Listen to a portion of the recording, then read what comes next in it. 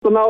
ఆ విమానంలో ఆ మంత్రి రామ్మోహన్ నాయుడు, ఎంపీ కలిసి టప్పలనాయుడు ఉన్నారు. వాళ్ళు ఢిల్లీ నుంచి ఇక్కడికి నేరుగా చేరుకోవడం జరిగింది.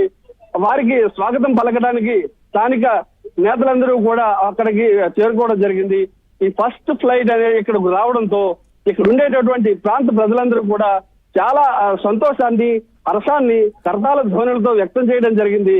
మనం చూస్తున్నాం ఆ ఎయిర్పోర్ట్ సంబంధించినటువంటి సిబ్బంది, ఆ విమానంలో ఉండేటటువంటి ముఖ్యమైనటువంటి నేతలందరూ కూడా ఆ విమానం దిగేందుకు తగినటువంటి ఏర్పాట్లు చేయడం జరిగింది. అందరికీ కూడా స్వాగతం పలకడానికి వారికి గుర్తింపు పొందినటువంటి నేతలను జిల్లా కలెక్టర్, జిల్లా ఎస్పీ ఆ స్థాయిలో ఉన్నటువంటి వారిని మాత్రమే విమానం దగ్గర తీసుకురావడం. రామ్మోహన్ రెడ్డి గారు ఫస్ట్ మంత్రిగా ఆయన మనకి చూస్తున్నాం.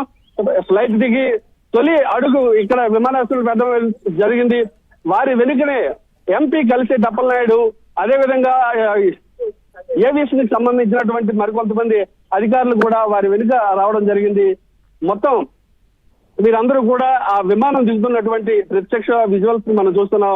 వారికి స్థానికంగా ఉండేటటువంటి నేతలు ఈ విమానాశ్రయ రూపకల్పనకు ఎంతగానో కృషి చేసినటువంటి ఇక్కడ స్థానికంగా ఉండేటటువంటి నియోజకవర్గ స్థాయి నాయకులందరూ కూడా వారికి స్వాగతం పలికేటటువంటి బృందంలో ఉన్నారు. ఎందుకోసం అంటే ఇది చాలా చాలా చరిత్రలో గుర్తు పెట్టుకోవలసినటువంటి ఘడియలు, గుర్తు పెట్టుకోవలసినటువంటి సందర్భం ఇది.